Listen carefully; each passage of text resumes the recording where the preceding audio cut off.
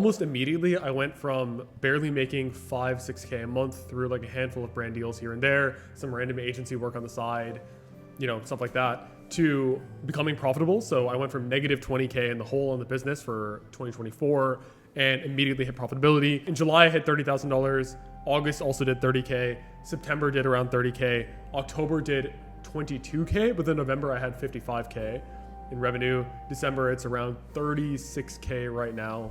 And expenses are like around 10K a month on average. So I've been able to make around 20K profit per month every month for the past 6 months. Nice. Which is almost double my full-time income as a software engineer.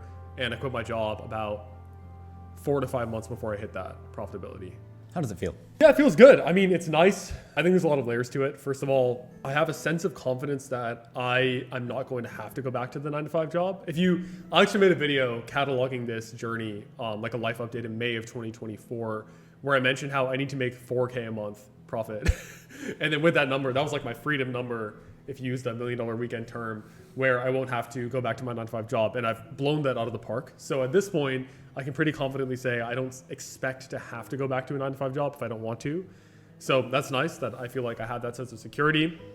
It's also nice that I have freedom and flexibility. I think that was like, people like us, I think that idea of freedom was like a huge deal to me. I hated the fact that I had to ask my boss if I was allowed to take a PTO, a day off here and there. Like last year when I was in London for a couple of weeks, I remember being so stressed out because I had to work 1 week remotely for my 9-to-5 job. I was worried about the US hours, so I had to stay up super late at like 11 p.m. randomly just to continue doing this job. And I just had no flexibility whatsoever. And now I can be here in Hong Kong. I can record this podcast with you. I can do whatever I want essentially.